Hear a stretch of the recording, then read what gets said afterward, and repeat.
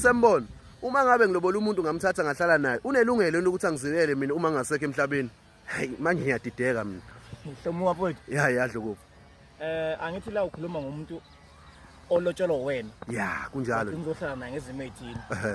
Ngamanye amazwi angicacile naye. Angisenanga udwende esicawini. Futhi lo muntu kwenu uyingodusi. Ya. Hlomuka mangabe usudlula emhlabeni. Akanayo ilungelo lokuzilela. Hayibo, kanjani manje? Ngesimo sokuhlomuka. Usafana nentombi lo umuntu lapha kini. Ya. Njengoba behleli nawe nje, akusho ukuthi bese unkosikazi. Ngiyazi nabantu abaningi abashayela izimo hlomuka uthi mhlawumbe umuntu useno 60. Uhlele emzini abasenile nomyeni wakhe. Hayibo. Sebeze bayaguga.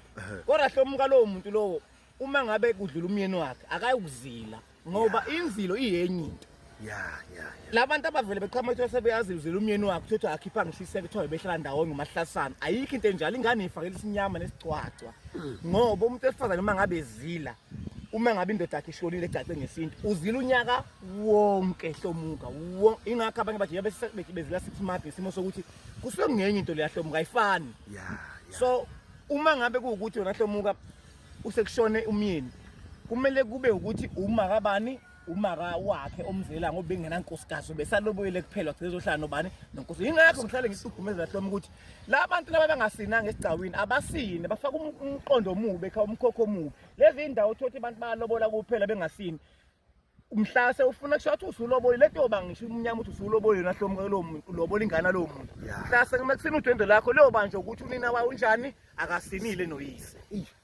Akakwazi inkodosi yakho ukuthi ngazozilela wena usushonile uzilo bani uma wakho ngoba wena vele lengane sekumele ibe njani ibuyele kubo phela manje ngoba wena unjani awukwazanga ukuthi uyicacise ngaphandle uma ukuthi ubusukwenzeka konke sengabe sengayizingane senjani eseyiqhubekela lo mcimbi lokuthi sicacise bani ubabwazo. Kodwa kuyicala vele kuyiphuthu ukuthi umuntu egcine ehlala nomuntu isikhathi eside ngamshadanga ngoba egcina nakho konke udala ngisho ukuthi uva ngisho umuntu eselotshola sekukhona impilo eseyiqala akasakwazi ukuqhubeka lempilo umuntu ingane yakho manje ngoba ibanje ukuthini awusinanga noma nobabwayo wena. Ngisho ngingashona yena umakoti lapha sena 70 hlomuka akanalo ilungelo lokungcwatshwa la uyothi umeshonile sometime ukhanyiswa amakhandlela kuphi kubo kwakhe. Why? Alusinanga udwendwe ubelotsholwe ingodusi bengayena umfazi akachelwa ngenyongo ngoba inyongo leyangiqolo wamqhoyisa umubulawa wenkomo imfaka ekutheni umuntu usengwabani usengala ekhaya. Ngisho ingane ethola iza kuphi izala ekhaya. Hlomuka ingodusi ayimizileli umyeni. Abayeke abantu ukuhlala ndawonye bengashadi iminyaka beze bebe na 70 bebangela ingane amacala. Ngiyabonga ethuba hlomuka.